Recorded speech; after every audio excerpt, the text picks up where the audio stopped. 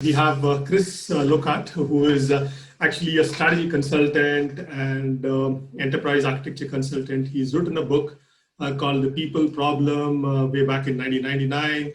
And he's got some nice thoughts on what it takes to be an enterprise architect. He, in his own words, says he was an enterprise architect way before what he knew the term was all about, and which is quite interesting. And he's been in the US Army. He's done a stint in the US Army for some time.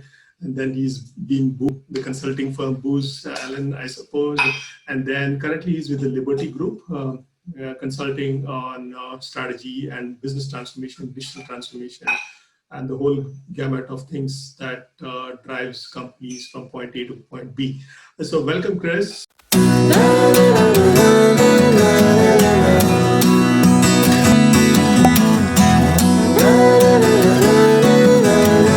So I think Thank you. Blog is quite famous, Chris on EA, and you do share your thoughts over there to good effect. And so just walk us through your journey on how it's been, what have you been doing, and what's been the interesting turns that your journey has taken. Yeah, so my journey is a little bit different than most consultants. You look at consulting and you tend to have folks that wear the really nice clothing and went to Harvard Business School and have the MBA, right? And then you have and they're very good at like financial models and all of these and lots of slides and all that wonderful stuff.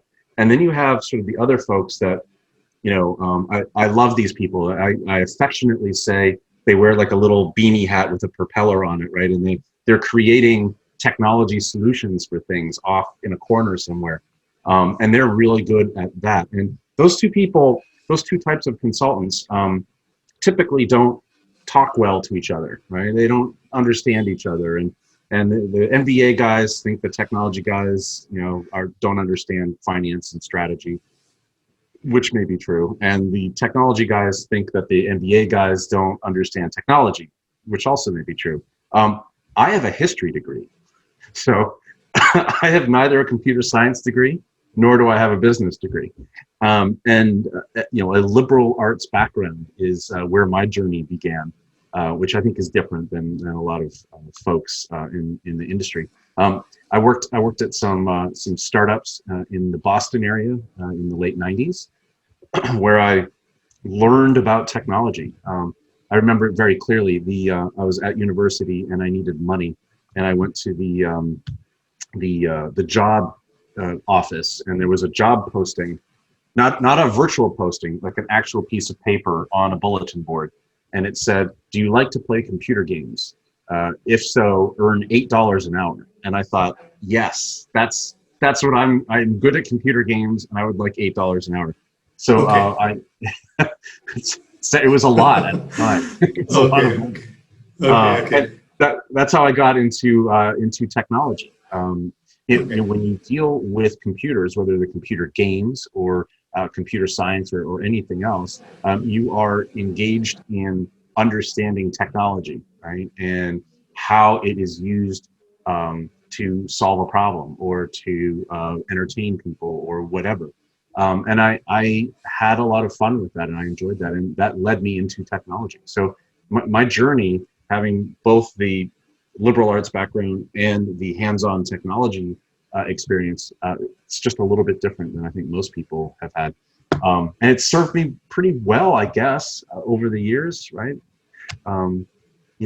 So where we are today, right, is an interesting place, because I think, maybe I could be wrong, but I think the skill set of having real world practical experience is a valuable skill set, right? So we look at people in the maker space. I don't know if you're familiar with makers, right? People that get together with their 3D printers and things like that, and they make things. And frequently those people know how to do welding, and they know laser cutting, and they know all of these different practical real world jobs. And I think our consulting industry and the IT industry could use more people like that, people that know how to do things, right, with their hands, and know how to think about problems that they can go solve. I think we need more people that play with Lego bricks, right? Because you're using your imagination, but you're also technically building something, right? And I think those two skill sets make for a very good consultant. And I think where we are today in terms of the industry, I think there's a beginning to be a recognition of that. You don't necessarily need a computer science degree to be good at technology and to be a good developer, right? You also don't necessarily need a business degree to be a good strategy consultant. And so I think the more we recognize that those sorts of things, I think the better. And I'll leave you with something I saw just yesterday on LinkedIn. McKinsey is looking at non-traditional sources for hiring, right? So where traditionally they would only go to the top business schools, they're starting to look elsewhere because they're realizing that they're missing out on candidates that have real practical knowledge on solving problems for businesses, which I think is interesting. True. I think just a while ago, before we got into this call, I was reading upon this founder who was for another article that I'm contributing to a book on agile culture. So there they talk about, there's this company called Zoho. I'm not sure if you have heard about it. You must have heard about it, right? Zoho. I have not heard about Zoho. I have to Google it right now. Oh, keep going. So Zoho is typically the cheaper version of the Office 365 and the Google Apps suite of products. So basically they have $1 an employee for an enterprise. So that's the pricing model. So they're like that cheap. $1 an employee, and you get to use around 35 to 40 apps, right from Excel. They have their own version of Excel, PowerPoint, and Word, pretty much everything in the cloud. And so the founder of that, he's a Silicon Valley Bay Area entrepreneur who is now setting shop in rural India. And he actually says the same thing, like your McKinsey sentiment that, go traditional in terms of hiring. He is firmly against all kinds of education. He hires guys from who just passed out of their 10th standard or something like that, and then he gives them a power-packed course of HTML coding and the raw skills that are required to be a developer. He says all your computer science degrees are a big scam. So you could be from Princeton or Wharton, or you could be from Stanford. And finally, you don't have the job skills to actually perform that is needed for a job. And the US is already realizing that education is one of the biggest scams that's been running for a very long time. And he actually has set up that sort of a thing in rural India. And then it's a success there. It's win-win for everybody because guys who are just from a rural setup, they get to get a pretty much high-paying job compared to what they would actually. They don't have to go to a city to get another job. So it's and they stick around for a long time. The attrition is very low, and and people actually work in a very friendly atmosphere. So these days they have this. I'm not sure if you heard about. Work from WHN. So there's WFH, which is work from home. So there's some WFN, which is work from your native. So if you can work next to your paddy fields or next to the mountains or next to the beach, nothing like it, right? I think. I love that. That's a great. I want to do that next week. I want to work from the beach. Yeah. I think. You already live in the mountains, I suppose. So for you, it must be. Yes. I mean, I wrote about this a couple of years ago. My thinking has evolved. I think at one point I wrote something, and I said something to the effect of MBAs are totally useless as a degree. I caught a lot of flack for it. I got a lot of social media attack. I don't know that they're useless, right? Maybe I was too strong in that, but I think there's a place for them, right? And not everyone can have an MBA, right? Like, does that make sense for every single person in a consulting firm to have an MBA? Does it make sense at an accounting firm for every single person to be a CPA, right? Or are we artificially putting boundaries on some of these roles that excludes very good people because they don't have this one little certification. I mean, what is the value of that, right? I think is a really good question. And I think it was Elon Musk actually was talking about this not that long ago, where he said he would, if someone had no education and didn't even finish high school, but could solve a problem that they had in by applying intellect and problem solving and analysis skills, well, they've proven that they're able to do that. They don't need the diploma or the degree or the whatever to demonstrate that they have that capability, and that he would hire people like that, right? And I think, that's great. Should we be encouraging people not to finish high school? Probably not. But is there a place for people that finish high school and they say, you know what, college is not for me, right? It's just not for me. I want to go start my own business in the commercial grading, right? I'm going to grade for construction sites and you can be very successful at things like that, right? I think it comes down to again, applying what you have up here, right, to a set of problems, or maybe it's here, maybe it's using what you have here to solving problems. And I don't know that you need a 4-year degree in order to do that. Yeah, absolutely. So I think Elon Musk also is against patenting.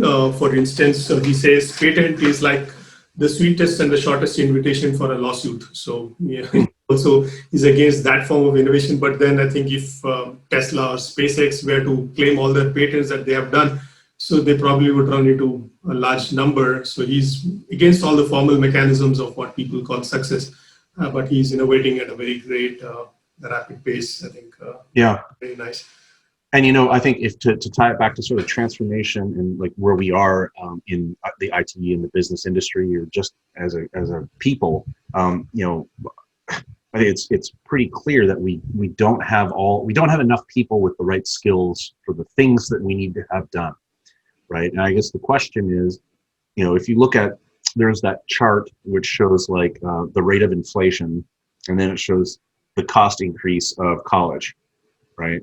And it's almost logarithmic, right? It's yeah, it's insanity, right? And so someone could look at that and say, well, that's law of supply and demand. The demand for those educations is high, and so therefore the cost is going up. I think I would take a slightly different look, and I would say, look, if we look, let's use Tesla as or maybe it was SpaceX he was talking about, but if you look at those types of companies, I view those things as like, I get excited about that, because to me that's like the General Electric of the future kind of thing, right? The AT&T of the future. These are companies that are doing things in areas that require lots of different disciplines to come together to solve a problem. And I don't think you get that diversity of experience by having all people that have gone through the same 4-year program and are coming out like cookie cutter, examples. You need diversity of experience. And so when we talk about diversity, which is again tying it back to things that are going on now, and companies are looking at how can we have a more diverse workforce based on race or country of origin or whatever, gender, whatever it is. There's another aspect to that, which is context and experience. Like, we need the guy that only knows how to do welding, right, to be part of the SpaceX experience, because that brings a unique, different perspective to what we're doing. And I think that enriches company. And I think people like Elon recognize that, right? I think that's fantastic. I think another person I think that recognizes that kind of thing is Mark Cuban, right? He's always talking about that sort of need for diversity of experience. And I think, so again, when you look at companies today and what they're realizing, especially with COVID, right? They're looking at it like, hey, maybe it wasn't a good idea to have 100% people all with the same educational background, right? We need to switch this up and diversify our resource pool. And so where do those people come from? I'll just pick on Harvard. They don't all come out of Harvard, right? They come out of lots of different technical colleges, local alternative schools.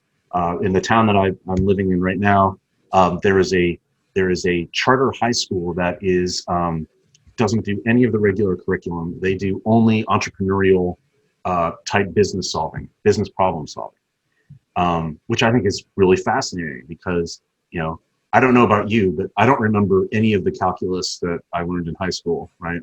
I don't remember any of it. How great would it have been if they had taught us in high school, how to raise a family or run a business or, some of these other things.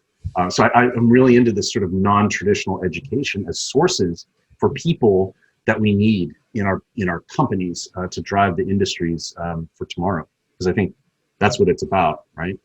Yeah, true, very true. I mean, none of us have the life skills to cope with life, especially with the way future of work, the pandemic, and things like that. And as simple as education doesn't teach you how to even concentrate, is what I could gather. There is this guy called Dandapani. I don't know whether you have come across him on YouTube. He's like a monk turned entrepreneur who is now based out of New York and New Jersey. So he talks about the fact that he used to get scolded in his childhood for not being able to concentrate, but nobody told him how to concentrate, and that was very strange. So if you can fix that problem, then you can fix a whole lot of other issues, because you can focus your efforts on solving something and the problem solving skills, then everything else is a natural progression. So, I'll give you another example, right, which is right in the line of consulting and business problem solving, which is the ability to tell a story, right? The ability to craft a narrative, right? There's so many people that are extremely smart, and they may have the best answer for something, but they are utterly incapable of communicating that idea in a way that someone else understands, right? And this is now a two-way street, because on the one hand, you could say, oh, well, I'm so smart, so I'm only going to tell my smart ideas to other people who are smart enough to understand what I'm saying, right? That's one audience member. The other audience member, it doesn't mean that they're dumb. It just means that their background and experience didn't give them the knowledge to understand what you're talking about. Well, you still have to communicate to those people. So how do you tell a story that effectively communicates to both audience groups, right? And it's not taught anywhere that I know of, and there are very smart people coming out of major business programs that don't know how to do that, right? And I think it's a problem, because we end up with basically meaningless garbage communicating, right, between each other. We end up with jargon and all these, we're gonna go end to end with consumer experience, like all of these words and like all this stuff that we make up to communicate, which doesn't. I mean, how many presentations have you sat in where you sit there and you're like, what in the world is this? It's meaningless gibberish, right? And I think that storytelling is one of those things, like you said, it's not taught. We're not equipped with it, and it's a difficult thing to learn, right? Very true, very true. And I did chance upon this word from the preview of your book. I haven't read the whole book, although called Gonkulator. So did you make up that word, or it's some Greek for something, or basically it's expensive tech, but no value, zero value, or something like that? Yeah, I cannot claim credit for making up that word. Okay. There's a guy who was a partner at a firm I worked at out of Chicago called Diamond, and then Diamond was acquired by Pricewaterhouse, and he went on and he was a partner at Pricewaterhouse, and he retired just a couple of years ago. His name's David Baker, but he. We were working for a client, and there was a lot of sort of this. It was transformational, right? It was like we're going from paper to some optical character recognition and scanning some things, and it was related to claims processing of certain types of claims. And that was part of his way of telling a narrative, because we were working with a CIO who had just been brought in, like a CIO for a gun for hire kind of thing, right? To come in, turn things upside down, and really stir things up. And so, she wasn't super technical, and so David would be talking about like, we're gonna this and that or whatever, and instead of explaining all of the gibberish. He would say, and then, we're going to put it into this Gonkulator, and then out the other side of it is going to come this other thing. And then she started using that word in her conversations with her peers, right? The technologists are going to build this Gonkulator, and it's going to do all these wonderful things. It's like a magic box, right? That I don't know, you push a button and like it produces like magic. But no, I like that word Gonkulator because it's just sort of, it's a made up nonsense word about, it's almost Star Trek like. I don't know if you ever watched Star Trek, right? Where they would what's happening now? Well, there's an inverse tachyon field flowing through, the warp engine, this and that, and they would make up all of this technology babble. Well, Gonkulator is a similar thing, right?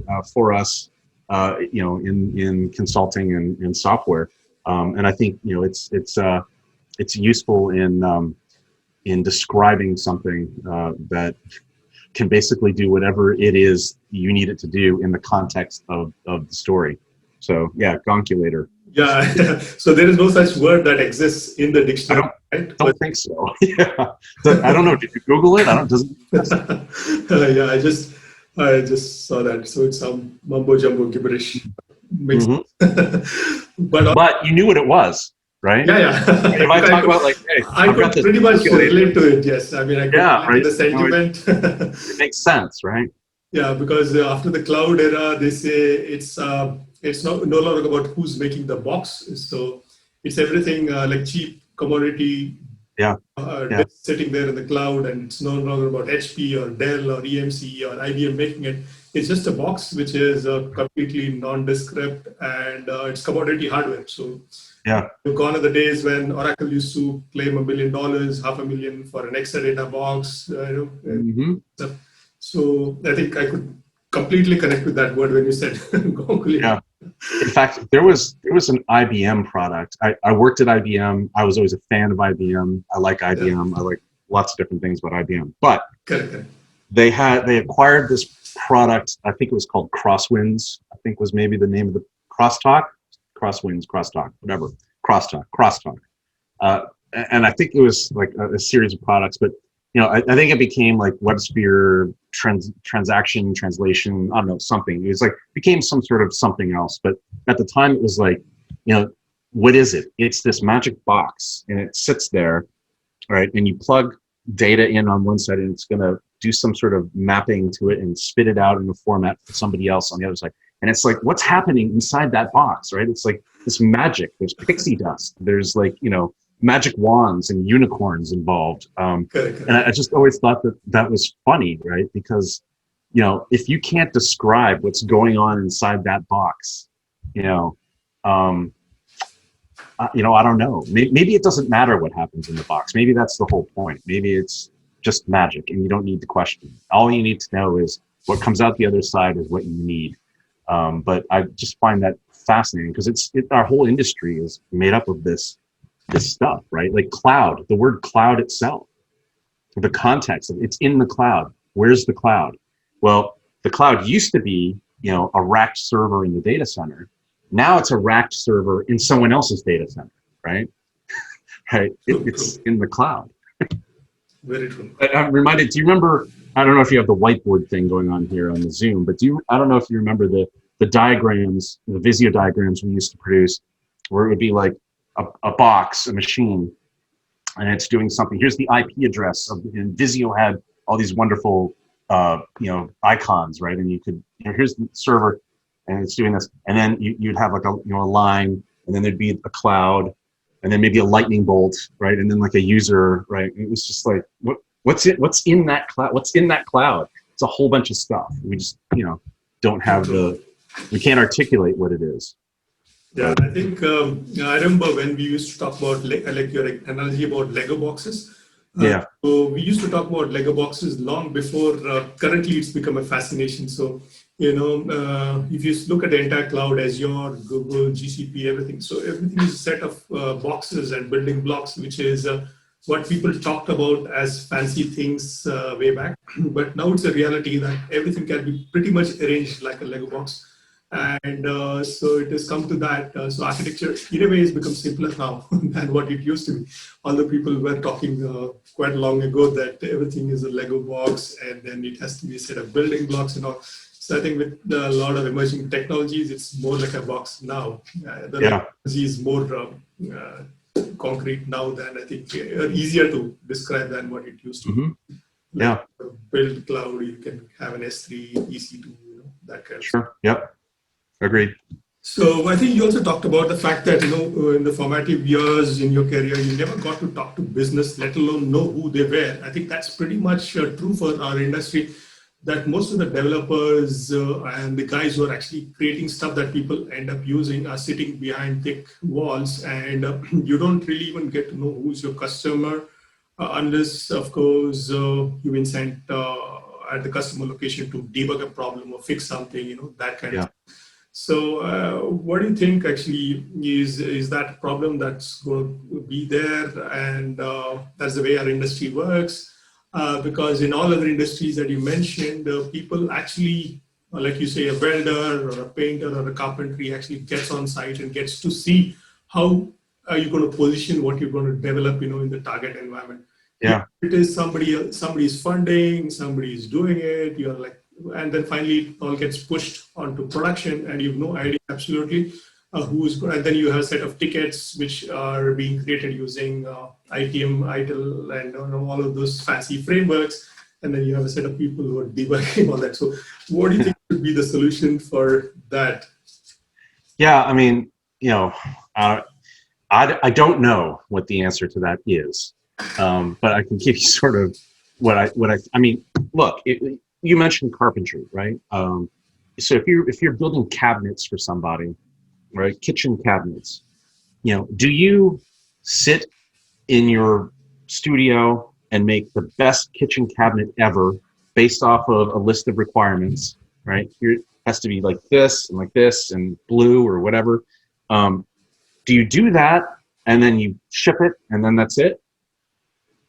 Or do you travel to the place where the thing is going to go, understand the context within which the cabinet has to fit?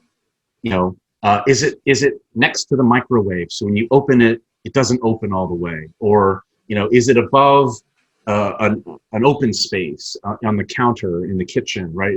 Where is this cabinet? How will it be used? Holy shit, excuse me, right? Holy crap. How it will be used? What a great question, right? What a great question. How will this thing be used? I don't think a lot of our development legacy is asking that question. And I think that brings the whole user-centric design and all these wonderful things, which is really about, can I, as a software developer building something, do I understand the context within which this thing is going to be used? And if not, maybe it doesn't matter, right? Maybe it's some small something and it just really doesn't matter the context. But I would think, certainly at the point where you get into sort of integration testing, or certainly user acceptance testing, some other things, you want to know the context within which this thing will operate. So if that's the case, can you really succeed as a developer if you are off in a room somewhere closed away from the end user? And I don't think you can, because you don't know the context within which that thing is going to operate. And so, yeah, we have user stories and we have the user journey and we have all these things, but I think those are like proxies, right? They become, it's almost like that game of telephone, right? Like you start talking and then you have to tell the next person, and then it goes all the way around the circle, and when it comes back, it's something else, right? Yeah, the funny case of Chinese whispers, I suppose. Yes, right, exactly.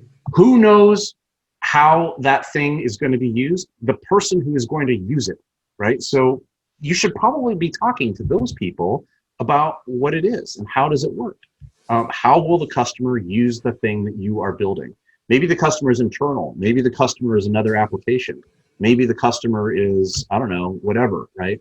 But you need to understand that. And so I don't understand some of these, technologists that don't think that matters. Yeah, I think So what you're I saying don't know is what you called it. typically there could be not a case of design thinking if perhaps, as you said, the developers sit close to the customers and ink out their specifications. So if that loop is not too far away, then you don't need to go through a design thinking setup. So if you really know who the pulse of the people whom you are actually developing and stuff like that. So I think back here in India, there's a product called Red Bus. So the founders actually sent the people who are developing on this bus to actually go through that entire journey, book a ticket, board a bus, then come out of it. And in the US also, I was just listening to the Airbnb success story. So they end up staying at those Airbnb places, going through the entire experience, right, from booking, staying, and checking out, and the post experience and all that. So if you're able to get people who are creating stuff to go through the journey that the customer goes through and what the empathy and all that sort of stuff. So I think if you're able to put yourself in the shoes of the customer and empathize with him, so I think then you can short circuit the design thinking. All of that and I think so, in an area where I think a lot of consultants would recognize that exact thing you're just talking about, the travel and hospitality industry, right? I think a lot of people would have said, I certainly did, hey, let's replace all of the airline staff with kiosks, right? It'll be faster. There won't be these big lines, and et cetera, right? Let's replace the passport control officer with the machine, right? And all this stuff. And what problem were we solving for? We were solving for lines. We didn't want to wait in lines. Put all these kiosks and just and I'm done. And I think what we overlooked was potential. And so it did that. A lot of lines have gone away, right? Traveling right now is not happening. But traveling before pre-COVID, I think travel has gotten down pretty streamlined, depending on where you are, right? I mean, I know certainly, going to Chicago O'Hare from my client, I could roll up in front of O'Hare with 15 minutes to go until boarding, and I would be at the gate comfortably well before boarding began. You go back a couple of years, it wasn't that long ago, you had to be there 2 hours ahead of time to get in that gigantic line, right? So yes, I think kiosks and systems have streamlined that problem. That problem was the line, the wait. But what was the side effect of it? Now there's no one around to help you, right? Oh, something's gone wrong in the passport machine. There's nobody. I need help. Right? There was that part of it that we missed, which was, we do need human interaction in the travel industry. Checking into a hotel. I don't just want to slide my thing through or, tap my app on the thing and go to my room. I want to talk to somebody. Can I get an upgrade? Oh, where's the nearest restaurant? Oh, do they have good burgers? Right? Like that has to be available. Not everyone wants that. But I think that, in order to have the full context of things, you need to be thinking about those use cases that are maybe different from the ones that you're solving for. I don't know. So I think the greatest skill that they say is going to be fashionable back again is to be human. You can empathize with people and solve, as you said, human problems on a one-on-one basis. So you'll still be back in business, although automation is taking over. Very true. I mean, you can't have a robo which mimics facial expressions at the reception counter of a Four Seasons hotel or whatever vacation that you want to take over, or any hotel. And then if you have a real human in life and blood and like probably greeting you, people would prefer that experience a lot more than what a robot could do. So I think that's a fine balance. So do you get this kind of issues in your consulting engagement that there's an overdose of automation and doing away with the manual emotions that are involved? The machine will take over the men. So yes, but let's talk about where does that come from, right? And why do companies think that robotic process automation is going to solve world hunger for them? Why do they think that?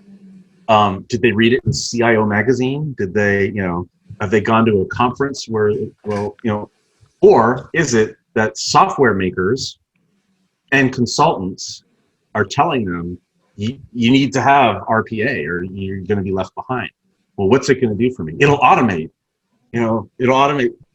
I think consulting and software development has a fair share of blame to go with advocating for some of these things that sound like magic, right? Without helping clients understand the context within which it could be useful, right? It's not a panacea. It's not going to solve everything for you. I'll give you an example. Customer relationship management is probably ahead in this game because customer relationship management had the IVR, right, for decades. Press 1 to hear it in Spanish. Press 2 to talk to loans. And then it got a little more advanced. Now you can talk to the thing. Please tell me why you're calling, right? This sort of thing. And I mean, I know I do. As soon as I hear any of that, I just start saying, agent, representative, give me a person, right? Because I don't want to go through all of that and be constricted by that experience. I have a question. It'll take 2 minutes. Just let me talk to a person. And so I think, they also had sort of the call center experience, right? Let's put everything offshore, everything, because it's commodity. Let's pay pennies on the dollar to have somebody answer the phone and do whatever. And then you get those silly things where it was like, did you watch the Yankees game today? I'm sorry, wait, where are you located? The Philippines. Did you watch the Yankees game? No, I didn't watch it. But why are you asking me if I watched the Yankees? Right? This false sort of like, let's have a conversation. And I think what they've recognized with all of that is there's a time and a place for an IVR, an automated system. There is a time and a place for lowest dollar outsourcing of some of those things. But no one of those things is the answer to everything, right? And so it takes people that understand, back to the context point, it takes people that understand the context of a problem and the applicable solutions, right, to intelligently apply technology where it should be applied in a way that it should be applied, and leave people to talk to other people where it makes sense to do so. So I think customer relationship management has probably we went all the way this way, and I think it's back somewhere in the middle where you can now get a person if you need one person, right, pretty quickly. And they're based in Texas or whatever, right? So you have a cultural awareness and all these different things. And I'm actually sorry to interrupt you, Chris. Yeah. So I have some perspective on this. So I've seen actually, I believe Zappos in the US actually has a real person with a real name answering your calls and their names and numbers are put up on the website, and you can really. Oh wow! So that's how they do. Although they could automate it using a bot or all that sort of stuff. Yeah. And that goes to. I mean, I would like to think there was some really good consultant that helped them with that thought through, like, what matters to your employees and what matters to your customers. What are the core competencies of Zappos, right, that you need to be focused on? If it's customer relationship, are you going to put in an automated system? No. You're going to put the names of the people on the website and here's their phone number, because customer relationship is your special sauce. It's your magic bit. It's whatever you want to call it. The stuff that doesn't matter, I'm just making this up, I don't know if this is true about Zappos, is, we're gonna offshore all the logistics because we don't care about that. We're all about customer relationship, right? And I think it's about understanding, again, like, what are you trying to do? What business problem are you trying to solve? Right? And then is there technology that can be used to solve that problem in a way that helps you, that delivers value? And the answer may not always be, yes, let's use robotic process automation to streamline fraud detection or whatever. It may very well be, you know what? It's worked well for 30 years. It works really well. Let's keep doing that, whatever we're doing. We don't have to transform everything all the time. And I do blame consulting and software sales a lot of times for that, because True. I mean, you look at services oriented architecture, right? SOA, and then SOA was dead, and then we had microservices, and we had service fabric, and we have like all of these things. It's like, it's effectively the same thing, right? At the end of the day, we're talking about bits of code doing bits of things in a coordinated, orchestrated way. So why do we have to come up with all this jargon? Because we're trying to sell. We're always trying to sell, right? And make our clients feel dumb if they don't have the latest thing, in this space. And I think that's a problem. Anyway. Yeah, I just recollected one nice incident when you talk about that Philippines example about it's did you see the Yankees match? So back in India, I did go to a real center where they call up people, and there is like support center for the Middle East, US, Europe, and all that.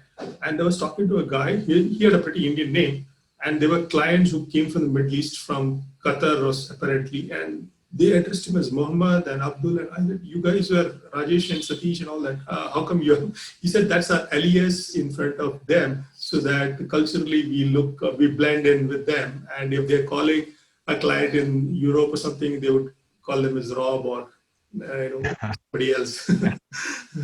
So that's how probably the quick fix for getting customers context, that kind of stuff. So. Yeah. How much of your consulting thing is, like you said, you are able to actually pull off some pattern recognition, and you've already solved a problem for a previous client, you're able to pull those things, and it might look like a cut paste, and then you probably apply it for this. So how much of that is really true? Because also here, the other side in consulting, that, every client is a new ball game, and then you're thrown from life sciences project to a robotics automation project, and then to perhaps drug discovery, and then pharmaceuticals, and pretty much a lot of these things. So how much in your experience have you been able to stick around to a domain and deliver value, or it's a toss sometimes based on market demand? Yeah, so let's, the example I always like to use for this, I'll preface this by saying, I think there are service offerings provided by firms, consulting firms, software firms, whatever. I think there are various service offerings that are portable, in that they were designed to solve a particular problem, claims process.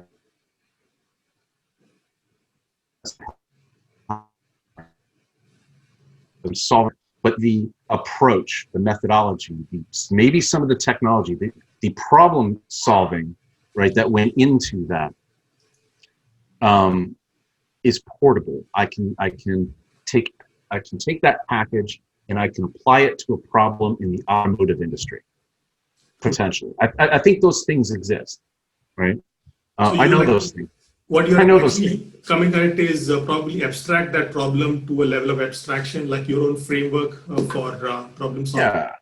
And then try to apply that to a customer's context.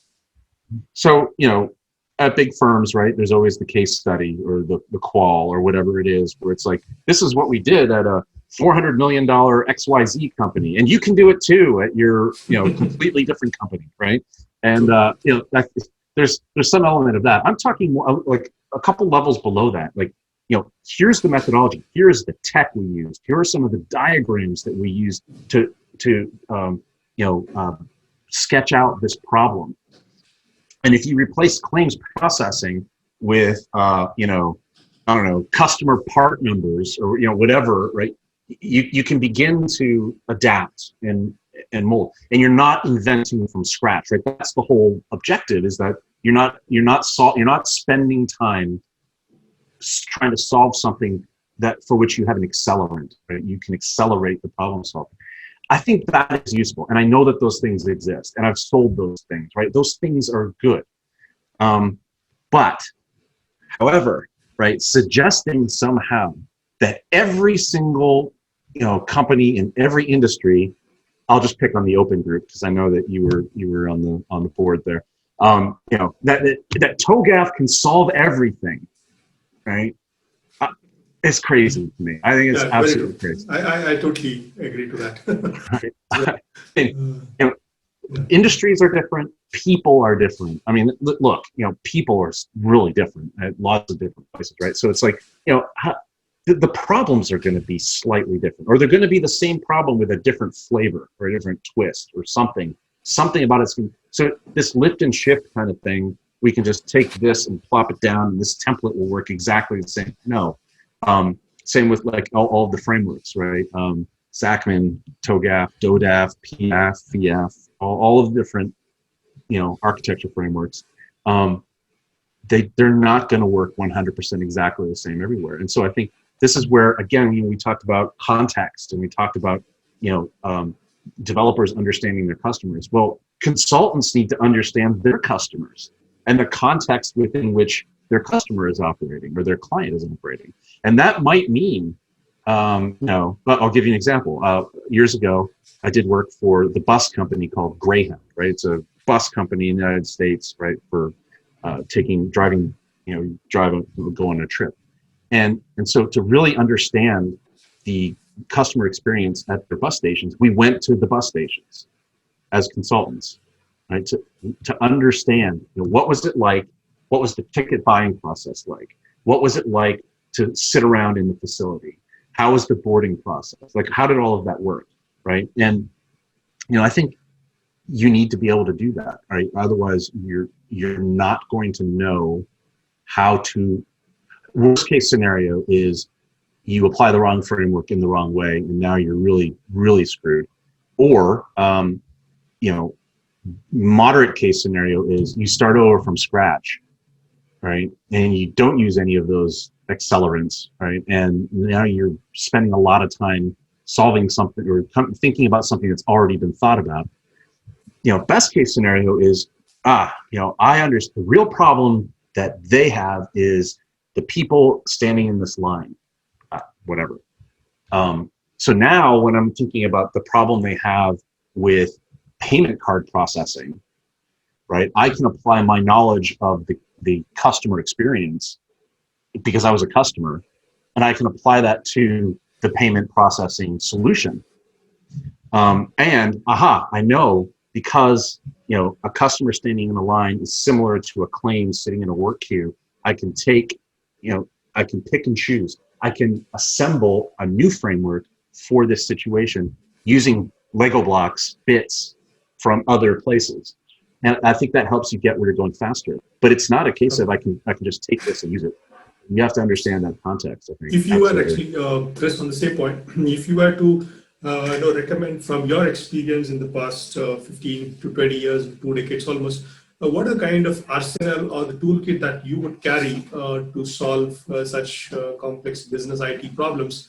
A set of frameworks that perhaps you would use, mix and match of design thinking, critical thinking, systems thinking, or of course, agile in some fashion applicable. What is the arsenal that you would recommend or carry with you on a journey like that, so that people don't end up reinventing the wheel? Completely, everything wouldn't make sense everywhere, but still the sum total of what the common denominator that would satisfy most requirements. Sure. What's your list? So I'll answer that question. And so I think when you think about what my experience was like and what I would take around, this is going to sound silly, but I carry with me wherever I go big PowerPoint files with frameworks, with approaches, which and I'm not reusing everything, but I do like to look through things like how am I gonna communicate this problem? What are the different ways in which I can communicate this problem to be most impactful for this audience that I have? And it's never the same. You never reuse identical stuff time to time, but sometimes you have those really good sort of ways of capturing a problem and you can reuse them, or ways of thinking about how do I represent these complex pieces of this system in a way that a senior level of the organization, a person in the organization is going to understand. And so, I keep icons, I keep drawings, I keep pictures, I keep, whole slides, I keep lots of different things in gigantic PowerPoint files that often get corrupted. And I like to, because when I'm thinking about like, well, how am I gonna articulate this? I browse through them. It's like, I'm going to use a triangle with layers, or I don't know, whatever it is, right? And that's how I think about telling that story, because, man, if you have to reinvent that every time, it gets, you end up with like spending way too much time on it, and probably producing something that's not really optimal. So, in terms of frameworks, would you actually have any names against them? Like, as you said, FIFA, DODAF, TOGAF, Zachman, or 5 Whys approach of Toyota, or it's just a mix of all of these things that really, work there? It's a mix. I mean, if I had to think about the thing that I use the most is probably like a component diagram, right? What are the things I use to deliver the content to my customer? Who are my customers? How do they consume the information? What are the things that I use to deliver them? What are these layers? Like a typical layer view, right, of architecture. And the layers can change. You can call this layer infrastructure, or this could be backbone, or this could be business applications, or presentation layer, whatever. But I do tend to think in terms of capabilities and how they are organized in a structure, how they relate to each other, right? And again, I keep using the word context, but there is a context to all of those things and how they relate to each other. And I find that those diagrams are very useful in explaining complex topics to people. Now, when you double click on it, now you need more detail, but it's a great place to start with sort of a high level view. Yeah, so how do you search them at a client's place? So do you use Evernote or OneNote or something like that? Because at the right time, the slide will pop out. I use Google Drive. Okay, yeah, true. Very good. Yeah. Does certainly work. So I think, Chris, you're done, right? In terms of the time you need to hop onto another video. Yep. Got to go help some people. Conversing with you, probably I had a lot of other things that would probably differ it one to another edition of this sometime else. And this is great. I mean, happy to come back and talk more. And there's a lot of items on your checklist. Yeah, I did see your thoughts on going analog. I mean, everybody's saying going digital. You have let us go analog, and which is in a way the way certainly moving in the industry as well. So those kind of things are there, and a couple of other points. I think we will definitely have another session when absolutely you're freer, and we could probably get on a chat like this. Yeah, well, thank you. I appreciate it. This was good. Nice talking to you. Thanks, Chris. Thanks for your time, and have a great week ahead and a weekend ahead. You too. We'll be all right. Thanks. Bye.